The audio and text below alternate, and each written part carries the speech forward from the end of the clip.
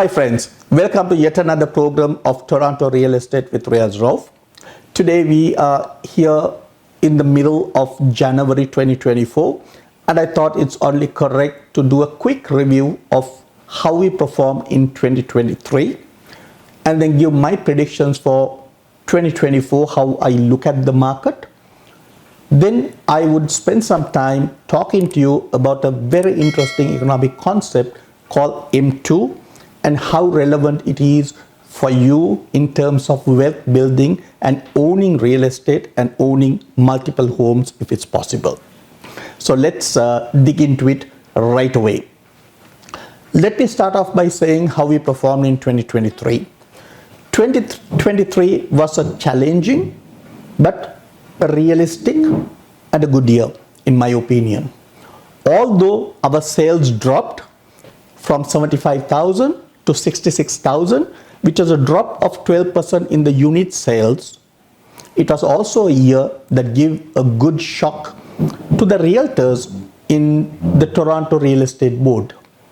We have almost close to 80,000 realtors, but this is the first time in the history we have less sales than realtors. We ended the year only with just below 66,000 units being sold. So that's basically not even one unit per realtor when you look at the statistics. Having told that, let's look at the other things. This year was a year that the mortgage rates, the Canadian Central Bank rates are at 5%, the highest. And also, compared to 18 months ago, our purchasing power or the ability to get a mortgage dropped drastically by 27%. When you look at in this scenario, we had a price drop compared to 2022 of on merely 5.7%. So our price drop, let's get this right, because the media has written a lot, a doomsday prediction, and all this as predicted by me.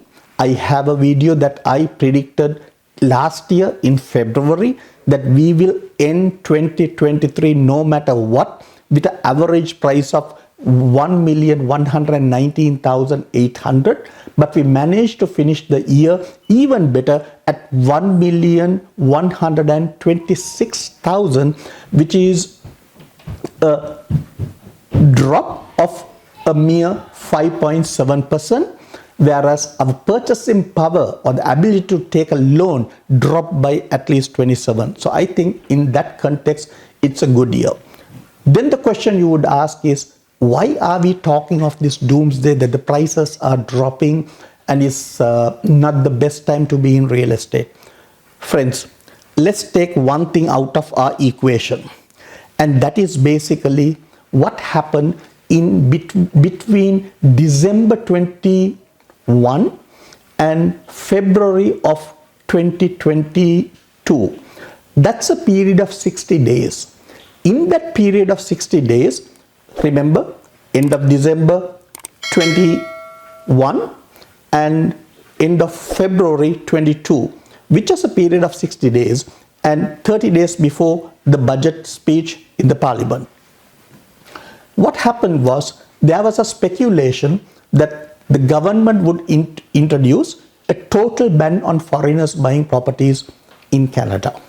Second, there was also speculation that Canada will adopt the New Zealand model of controlling real estate by introducing a restriction of owning multiple properties in the form of increasing the down payment required for investment property from the present 20% to at least 35%, which would restrict the number of people who would invest in investment properties, which means there'll be more people, first-time home buyers will be able to buy.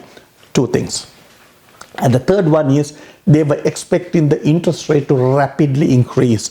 So some people knew if the interest rates increase rapidly, of course the prices may fall a little bit, but their purchasing power or the ability to get a mortgage would be declining. So those three categories of people started buying in those 60 days, and that is what drew the real estate market to have an appreciation of almost $176,000 or 15% in just 60 days.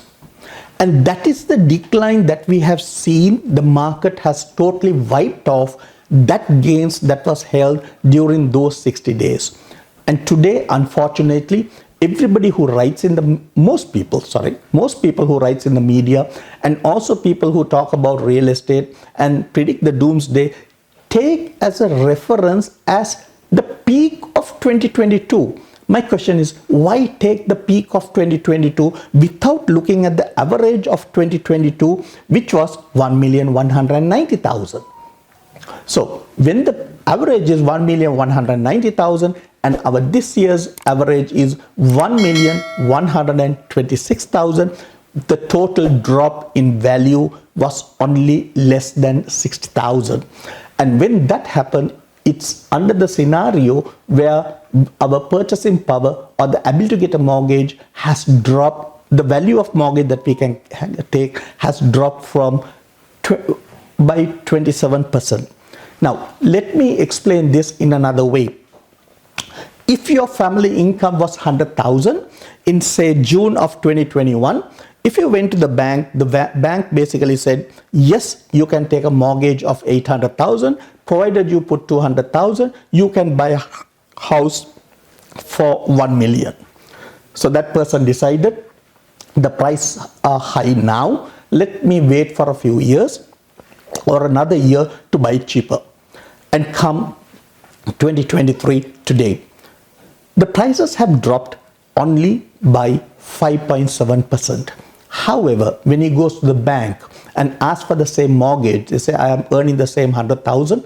The bank is basically saying, true, you are earning the 100,000. With the present interest rate and the stress test put together, we are not able to give you more than 540,000 as a mortgage. And even if you put 20% down payment, your maximum purchasing power is 730,000 approximately.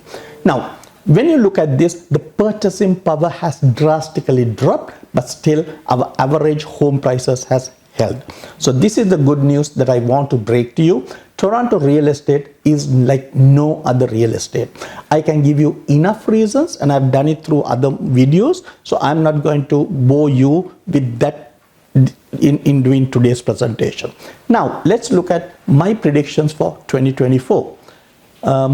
Again, let me remind you, somehow I managed to get the predictions when it comes to average price right for 2023. That's predicting the market 11 months ago, even in a turbulent market. This year, I expect our volumes may increase from the present 66,000. I don't expect the volumes to be a magic, but our volumes will definitely cross or get close to 80,000.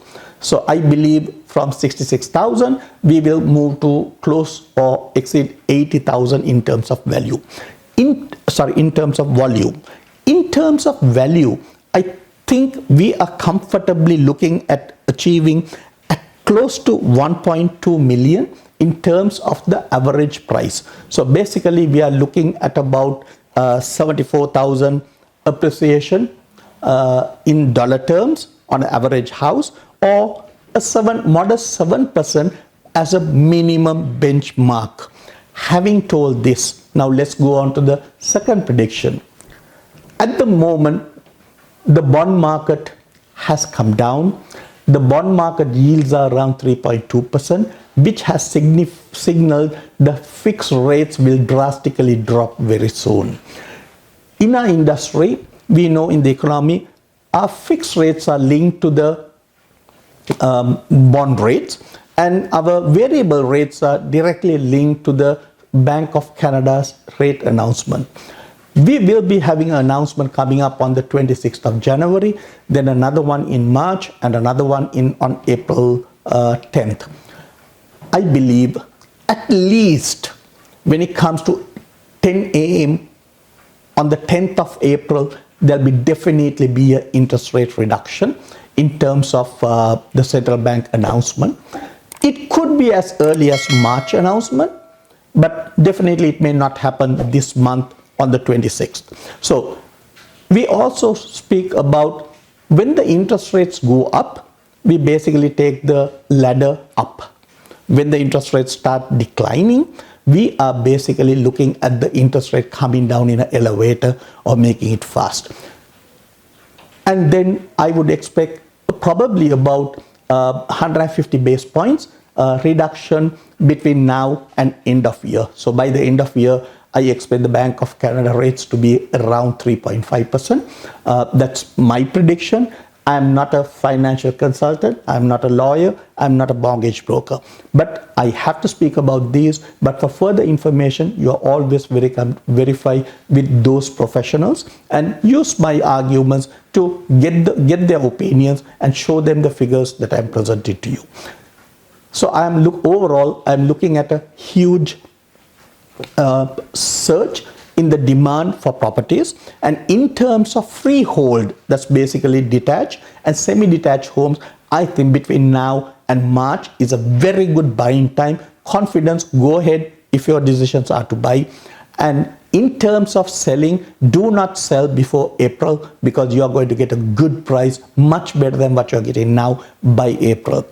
In terms of condominiums, I think our inventories are a bit high at the moment for everything to reach an equilibrium, and where we will start seeing the prices going up and the investors coming into the market probably may happen around July, August. So the best time to buy is between now and June or July, and the best time to sell would be after August. And now I think I'm going to take a break and present to you the concept of how M2 affects your wealth building, and how much it makes sense to own properties and also own with a mortgage rather than owning a paid off home. Let me reach back to you.